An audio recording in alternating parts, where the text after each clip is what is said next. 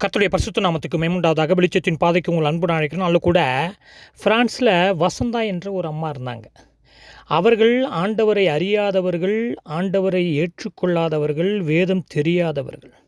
ஆனால் அவர்கள் ஃப்ரான்ஸுக்கு வந்த பிறகு, இந்தியாவிலேருந்து பாண்டிச்சேரியிலேருந்து ஃப்ரான்ஸுக்கு வந்த பிறகு, அவர்களிடம் ஆண்டவருடைய வார்த்தையை பேசுவதற்கும், ஆண்டவருடைய வார்த்தையை சொல்லுவதற்கும், நற்செய்தியை சொல்லுவதற்கும், ஆண்டவருடைய வாழ்க்கை, ஆண்டவருடைய பிறப்பு, உயிர்ப்பு, மரணம், அவருடைய வருகை குறித்து அவங்கள்ட்ட பேசி, கிறிஸ்துவுக்குள், ஆண்டவருக்குள், மீட்புக்குள், ரட்சிப்புக்குள் அந்த அம்மாவை வழிநடத்துவதற்கு கர்த்தர் என்னை ஒரு சிறிய பாத்திரமாக பயன்படுத்தினார் என்பது உண்மை.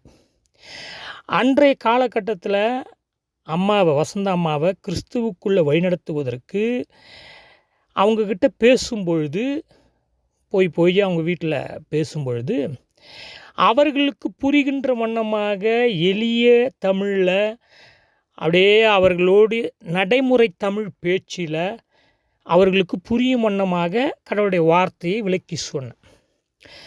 ஏன்னு சொன்னால், அவர்களுக்கு புரிகிற வண்ணமாக பேசும்பொழுது தான் அவர்கள் அந்த கருத்தை உள்வாங்க முடியும். நேரடியாக வசனத்தை வாசிக்கும்போது, அதுக்கு பிறகு அவங்க ஆண்டவரை ஏற்றுக்கொண்ட பிறகு, ரட்சிக்கப்பட்ட பிறகு, ஞானஸ்தானம் வாங்கின பிறகு, சபையில் இருந்து கொண்டு பல நாட்கள் பல வசனங்களை அவர்கள் விளக்கம் கேட்கும்போது மணிக்கணக்காக அவர்களுக்கு புரியும் வண்ணமாக நான் விளக்கியிருக்கிறேன். அவர்கள் மகிழ்ச்சி அடைந்திருக்கிறார்கள்.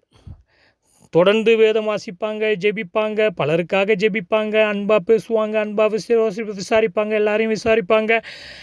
எந்த நேரமும் பைபிள் கையுமா இருப்பாங்க, ஜெபம் இருப்பாங்க. பெரிய வேதாகம விளக்குரை கேட்டாங்க, வாங்கி கொடுத்தோம். இப்படிலாம் அவர்களுடைய மகளும் அதற்கு உதவி செய்தார்கள். இப்போ என்ன சொல்ல வரேன்னு சொன்னால், அந்த அம்மா இப்பொழுது இல்லை, கிறிஸ்துக்கிட்ட போயிட்டாங்க, மரித்து விட்டார்கள், சமீபத்தில் தான் இறந்தார்கள். அப்போ அவர்கள் புரியும் வண்ணமாக புரியலப்பான்னுவாங்க. அப்போ ஒரு சம்பவத்தை சொல்லி, ஒரு கதையை சொல்லி, ஒரு உதாரணத்தை சொல்லும்பொழுது இப்போ புரித்துப்பான்னுவாங்க. பேசினேக்கும் போது டக்குன்னு சொல்லுவாங்க, புரியலப்பான்றுவாங்க. டக்குன்னு அப்போ உதாரணத்தை சொல்லும், இப்போ புரித்துப்பான்னுவாங்க. அப்போ இன்று பலருக்கு புரியவே இல்லை, ஆனால் புரிந்த மாதிரியே காட்டுவாங்க. பலருக்கு பைபிளுடைய உள்ள ஆழம் தெரியவே தெரிஞ்ச மாதிரி பேசுவாங்க. கர்த்தர் இதைத்தான் சொல்கிறாருங்க இதில் அப்படின்னு சொன்னால் தெரிஞ்சாலும் அப்படியே தெரியாத மாதிரி மாற்றி புரட்டி பேசுவாங்க. இப்படிப்பட்ட கூட்டங்கள்லாம் இருக்கிறது இன்று. சரி, இப்போ நான் அதை குறித்து பேசலை. இப்போ இந்த அம்மாவுக்கு புரியும் வண்ணமாக சொன்னோம். பார்த்தீங்கன்னா, புரியலப்பானோ புரியும் வண்ணமாக எளிய முறையில், எளிய தமிழில் இதைத்தான் இயேசுவும் செய்தாருன்னு சொல்கிறேன் நான். என்ன பதில் சொல்கிறீங்க? ஆமாம், இயேசு கிறிஸ்து அவருடைய ஊழிய பாதையில், அதனால தான் நான் சொல்லிடுவேன். சிலர் சொல்லுவாங்க, அடிக்கடி நான் இது சொல்லுவது உண்டு, மறுபடியும் சொல்கிறேன், நிருபத்தை தான் முக்கியமாக வாசிக்கணும், சுவிசேஷத்தை வாசிக்கூடாது, நிருபத்தில் தான் திருச்சபை உண்டாகிறதுன்னு. எப்பா, இந்த நிருபத்தில் இருக்கிறதெல்லாம் சுவிசேஷத்தில் இருக்குதுப்பா. இயேசுனார் பேசுகிறது தான்ப்பா சுவிசேஷத்தில் பேசுகிறாங்க. நிருபத்தில் இருக்கிற சபைகள் நடக்கிற அனைத்து பிரச்சனையுடைய காரியங்களையும், போதனைகளையும், உபதேசங்களையும் நாம் படிப்பதற்கு முன்பாக முதலாவது இயேசுவை படிக்கணும். இயேசு தான் திருச்சபையினுடைய சிரசு, தலையை படிக்காமல் நீ மற்றதெல்லாம் படித்து என்ன பிரயோஜனம்? தலையை புரிஞ்சுக்கணும். அப்போ தலை பாருங்கள், இயேசு கிறிஸ்து ஓமையின் வழியாக நற்செய்தி பேசுகிறார், ஓமையின் வழியாக போதனை செய்கிறார், எளிய முறையில் போதனை செய்கிறார், புரிந்து கொள்ளும் வழியில் போதனை செய்கிறார். எப்படின்னா, ஒரு கருத்து சொல்லப்படுகிறது. 2016 ஆண்டில் பதிவு செய்யப்பட்ட கருத்து இப்போ 2024 நடக்குது. கிட்டத்தட்ட 8 வருஷம் ஓடி போச்சு. இப்போ நீங்கள் தட்டி பாருங்கள், அன்றைய காலகட்டத்திலே 636 மொழிகளில் புதிய ஏற்பாடும் பழைய ஏற்பாடு மொழிபெயர்க்கப்பட்டு, புதிய ஏற்பாடு மட்டுமே 1442 மொழியில் மொழிபெயர்க்கப்பட்டு, சின்ன சின்ன புஸ்தகங்கள்லாம் 3223 பல மொழிகளில் மொழிபெயர்க்கப்பட்டு, இன்றைக்கு உலகத்தில் முதலிடத்தில் இருக்கிறது வேதாகமம். விக்லிப் பைபிள் டிரான்ஸ்லேட்டர்ஸ் தட்டி பாருங்கள், எத்தனை மொழிகளில் முழு வேதாகமும், புதிய ஏற்பாடு எத்தனை மொழிகளில், சின்ன சின்ன புத்தகங்களாக எத்தனை மொழிகளில் மொழிபெயர்க்கப்பட்டுக்குதுன்னு பாருங்கள். அப்போ ஆண்டவராக இயேசு கிறிஸ்து வேதாகமத்தினுடைய மொழிபெயர்ப்பை ஏற்றுக்கொண்டாரா என்றால் ஏற்றுக்கொண்டார்.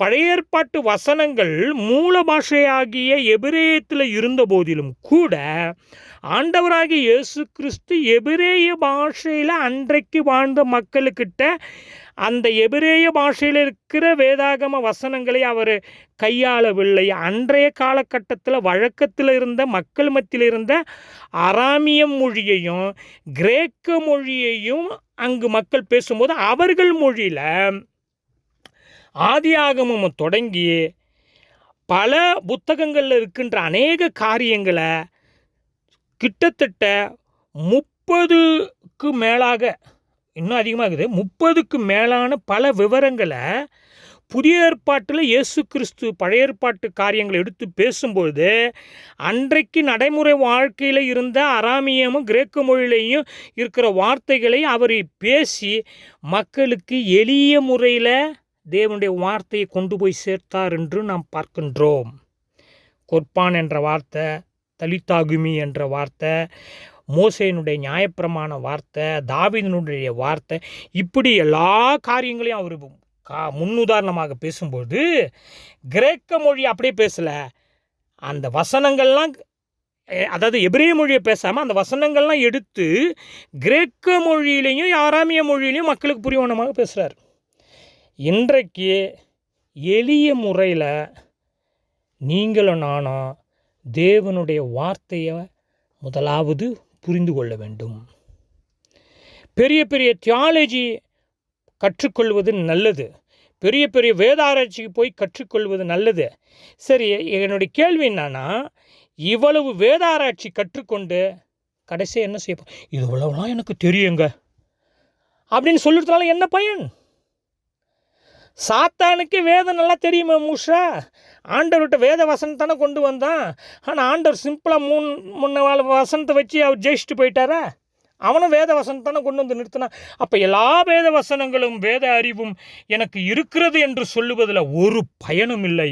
எளிய முறையில் தேவனுடைய வார்த்தையை புரிந்து கொண்ட முறையில் அந்த வார்த்தைக்கு நான் எந்த அளவுக்கு ஒவ்வொரு நாளும் கீழ்ப்படிந்திருக்கிறேன். அந்த வசந்த அம்மா புரியலப்பா, இப்போ புரியுதுப்பா, புரியலப்பா, இப்போ புரியுதுப்பா, கொஞ்சம் விளக்கி சொல்லம்பா, இந்த இடத்துல என்ன சொல்ல வர. அப்போ அவர்களுக்கு புரிய வண்ணமாக குழந்தையை போல பேசும்போது, குழந்தையை போல கேள்வி கேட்டு, குழந்தையை போலவே அவர்களுக்கு விளக்கி சொல்லும் போது புரிந்து கொண்டார்கள். இன்றும் கூட அப்படியாக பவுல் பாருங்கள், அப்படித்தான் விசுவாசிக்கிட்டே இருந்தார். தாய்க்கு, அதாவது ஒரு தாய் பிள்ளைக்கு கொடுக்குற பால் கொடுக்கறது போலவே நான் உங்களை பராமரித்து, உங்களை கர்ப்பம் தரித்து, உங்களை பிறப்பித்து ஆண்டுக்கு முன்னாடி நிறுத்த வைக்கிறது. அப்போ எந்த அளவுக்கு இரவும் பகலுமாக நின்று அவர் வசனங்களை அவர் விளக்குனார், பேசினார், காட்டி கொடுத்தாரு. அதாவது காட்டி கொடுத்தாருன்னா விளக்கி கர்த்தருடைய வார்த்தையை இங்கெங்கெல்லாம் இப்படி பிடிக்குதுன்னு சொல்லி, அதனால தான் அன்றைய உள்ள மக்கள் இதெல்லாம் இப்படி இல்லாங்க தான் சொல்லிட்டு வசனத்தை அவர்கள் ஆராய்ந்து பார்த்தார்கள் என்று கூட நாம் பார்க்கிறோம். எனவே பிரியமானவர்களே, நேரம் கடந்து போகிறது. எனவே எளிய முறையில் தேவனுடைய வார்த்தையை ஆண்டவராகிய இயேசு கிறிஸ்து அன்றைக்கு உள்ள வார்த்தையில் மொழியில் மக்கள்கிட்ட தேவனுடைய வார்த்தையை கொண்டு போய் சேர்த்தது போல் இன்று நீங்கள் நானும் தேவனுடைய வார்த்தை நம்ம தாய்மொழியில் இருக்குது, எளிய தமிழில் இருக்குது. இங்கும் அங்கும் நீங்களும் நானும் அலைய வேண்டிய அவசியம் இல்லை. தவறான பல மூளை செலவை செய்கின்ற போதனைகள் சுற்றி கொண்டிருக்கிறது. யூடியூப்பிலும் பல சபைகள் பிரசங்க பீடத்திலும் ஏமாந்து போகாதீங்க. நேரத்தையும் பணத்தையும் பிரயாசத்தையும் கொடுத்து ஏமாந்து போகாதீங்க. பைபிளை கையில் எடுங்க. சொந்த தாய்மொழி எளிய தமிழில் இருக்குது.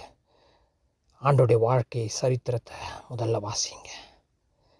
ஆண்டவர் எப்படியா நம்மகிட்ட பேசுகிறாரு, எதை செய்ய சொல்கிறாரு, எதை செய்யக்கூடாதுன்னு சொல்கிறாரு பார்க்கணும். கர்த்தர் உதவி செய்வார். ஆண்டவரை பிடிச்சிங்க. முதலாவது 4 நற்செய்தி நூலை, சுவிசேஷத்தை வாசித்து பாருங்கள். இயேசுவை வாசிக்காதவர்கள், இயேசுவை புரிந்து கொள்ளாதவர்கள் எத்தனை நிருபங்களை வாசித்தாலும் ஒரு பயனும் இல்லை. எத்தனை நிருபங்களை வாசித்து கிரேக்க மொழி எபிரேய மொழி தெரிஞ்சு விளக்கம் கொடுத்தாலும் பயன். இயேசுவை புரிந்து கொள்ள வேண்டும். முதல்ல இயேசுவை அறிந்து கொள்ள. இயேசுவை அறிகின்ற அறிவே நித்திய வாழ்வு, நித்திய ஜீவன் என்றால், அப்போ இயேசுவை அறிகின்ற அறிவு என்றால் என்ன? அதாவது தியாலஜி பிரகாரம், பல மொழிகள் பிரகாரம் படித்து பட்டம் பெறுவதா? அது இல்லை, அது இல்லை. நாட்களில் அதையும் நாம் பார்ப்போம். கர்த்தர் கிருபை செய்வாராக. ஜெபம் செய்வோம். எங்களை அதிகமாக நேசிக்கிற பரலோக பிதாவே, எளிய முறையில் எளிய தமிழில் புரிந்து கொள்ளும் வண்ணமாக ஆண்டவரே உம்முடைய வார்த்தையை கொடுத்திருக்கிறீர். அதை வாசிக்கும் போது எங்கள் கண்கள் திறக்கப்பட, புரியாத வார்த்தைகள் நாங்கள் புரிந்து கொள்ள, ஒரு பெற்றோர்கள் சிறு பிள்ளைக்கு எப்படி விளக்கி புரிய வைப்பார்கள், அப்படியாக தேவனை எங்களுக்கு புரிய வைத்து நாங்கள் உணரும்படியாக, அதை அறிந்து கொள்ளும்படியாக, அதை சுவைக்கும்படியாக, வாழ்க்கையில் அபியாசப்படுத்தும்படியாக எங்களுக்கு கிருபை செய்வீராக. இயேசு கிறிஸ்துவின் மூலம் தாழ்மையோடு ஜெபங்கள் நல்ல பிதாவே. ஆமென்.